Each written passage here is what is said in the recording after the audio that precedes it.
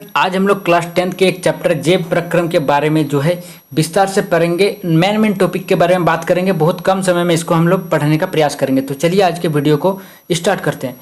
देखिए, जब भी आपके माइंड में जैव प्रक्रम आता है या फिर जिसको हम लोग जीवन प्रक्रिया भी बोलते हैं, तो वो जैव प्रक्रम या जीवन प्रक्रिया किसे कहते हैं, ठीक है। तो चलिए इसका डेफिनेशन को पहले जान लेते हैं कि जीवों के अंदर चलने वाली प्रक्रिया जिनसे जीवन बना रहता है, यानी कि हमारे जीवन यानी कि जो शरीर के अंदर जितनी भी प्रक्रिया चलती रहती है जो हमारे जीवन को बनाए रखने में जो है महत्वपूर्ण भूमिका निभाती है, जैसे खाना, भोजन, पाचन, उत्सर्जन, ये सब। तो यही सब को हम लोग क्या कहते हैं, जीवन प्रक्रिया या फिर जैव प्रक्रम कहती है। तो जैव प्रक्रम के लिए महत्वपूर्ण प्रक्रिया क्या क्या है, चलिए उसको हम लोग सबसे पहले देख लेते हैं। तो सबसे मुख्य जो प्रक्रिया है वो है पोषण। एक नंबर पे पोषण आता है, यानी कि जिसको हम लोग न्यूट्रिशन बोलते हैं। श्वसन यानी कि जिसको हम लोग रेस्पिरेशन बोलते हैं। परिवहन जिसको हम लोग ट्रांसपोर्टेशन बोलते हैं। और उत्सर्जन जिसको हम लोग एक्सक्रीशन बोलते हैं। ये चार जो है प्रक्रिया मेन टॉपिक है हमारे जैव प्रक्रम के अंदर, जो हमारे शरीर को जीवित रखने में महत्वपूर्ण भूमिका निभाते हैं। चलिए अब इनको हम थोड़ा सा अच्छा से जान लेते हैं, ठीक है। तो सबसे पहले हम लोग देखेंगे पोषण, जिसको हम लोग न्यूट्रिशन बोलते हैं। तो पोषण हमेशा जो है, पोषण को बोल सकते हैं। पोषण मतलब क्या, जिसको हम लोग भोजन के रूप में लेते हैं, ठीक है, उसी को हम लोग पोषण कहते हैं, जो हमारे शरीर को ऊर्जा देता है। तो पोषण जो है वो दो प्रकार के होते हैं, एक स्वपोषी होता है, एक परपोषी होता है, ठीक है। ध्यान से समझना, स्वपोषी और परपोषी में अंतर क्या होता है। देखो, स्वपोषी वो है, स्व मतलब क्या होता है, स्वयं, और पोषी मतलब पोषण। तो जो अपना भोजन स्वयं बनाता है, जो अपना पोषण स्वयं बनाता है, उसे स्वपोषी कहते हैं। जैसे पेड़ हो गया, पौधा हो गया, प्रकाश संश्लेषण द्वारा अपना भोजन वो खुद बनाता है, ना वो किसी से कुछ लेता है ना कुछ। और परपोषी क्या हो गया, जो दूसरे जीव पर निर्भर रहता है, ठीक है। जैसे हम लोग मनुष्य हो गया, जो हम लोग मीट मछली खाते हैं या फिर पौधे खाते हैं, तो वो हम दूसरे किसी जीव या फिर दूसरे किसी चीज से लेते हैं। पेड़ पौधे भी खाते हैं, सब्जी भी खाते हैं, तो वो पेड़ पौधे से लेते हैं। तो हम लोग दूसरे पर आश्रित है, इसलिए हम लोग परपोषी हो गए, और पेड़ पौधा जो है वो स्वपोषी हो गया। चलिए अब बढ़ते हैं, थोड़ा सा अच्छा से देख लेते हैं। अब परपोषी में आते हैं कुछ परजीवी आते हैं, कुछ सप्रपोषी आते हैं। जैसे परजीवी क्या क्या हो गया, जैसे जोंक, कुकुरमुत्ता, ये सब परजीवी हो गया। और सप्रपोषी में कवक, बैक्टीरिया, और एक अर्ध परजीवी होता है जिससे अमरबेल, ठीक है।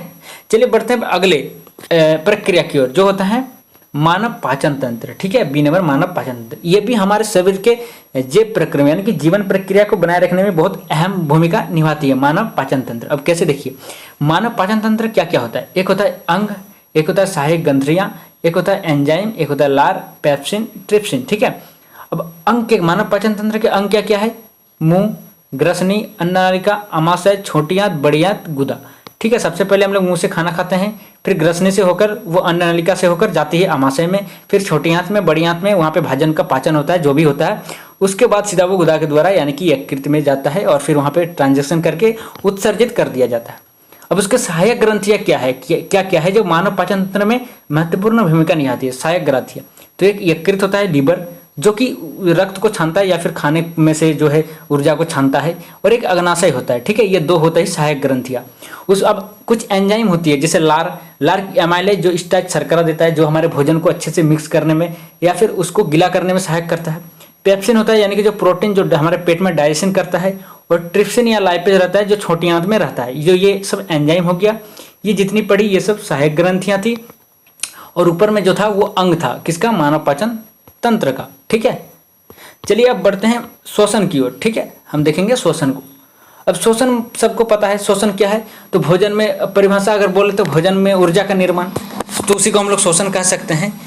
अब प्रकार क्या क्या होता है, एरोबिक यानी कि O2 की उपस्थिति में अधिक ऊर्जा, और एक होता है एनारोबिक यानी कि O2 की अनुपस्थिति में कम ऊर्जा अल्कोहल लैक्टिक एसिड बनाता है। देखो, श्वसन जो है ना वो दो प्रकार की होती है, एक ऑक्सीजन की उपस्थिति में, एक ऑक्सीजन की अनुपस्थिति में, ठीक है।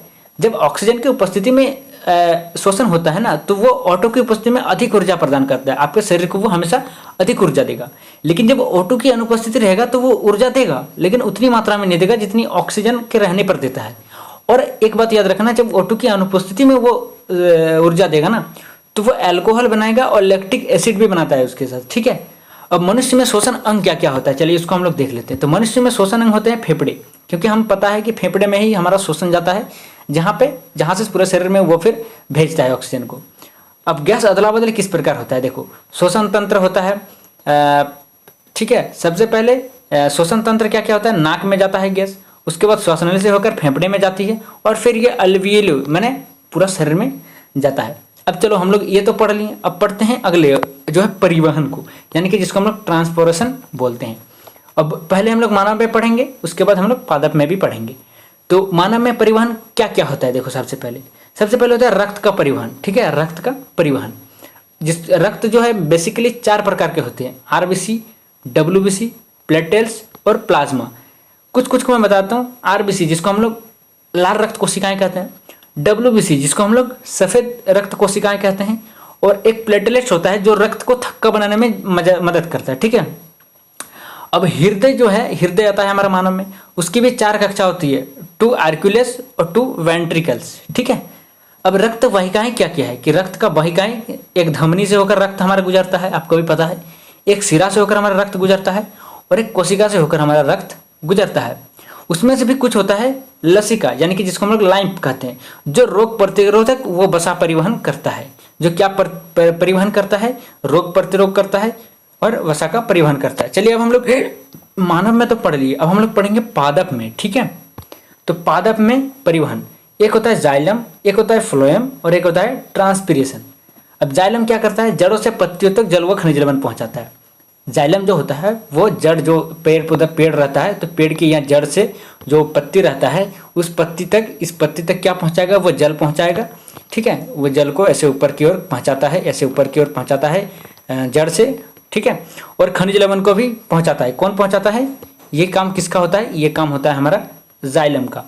अब फ्लोएम क्या काम करता है, फ्लोएम पत्तियों से भोजन अन्य भागों तक पहुंचाता है। जो हमारे पेड़ पौधे में पत्ते रहते हैं ना, ठीक है, तो पत्ती क्या करते हैं, भोजन बनाते हैं, और फिर जो फ्लोएम रहता है उसके द्वारा भोजन पत्तियों से अन्य भागों में, जो जितने भी भाग होते हैं, टहनी, शाखाएं, जड़, इन सब में जो है वो भोजन को भेजता है।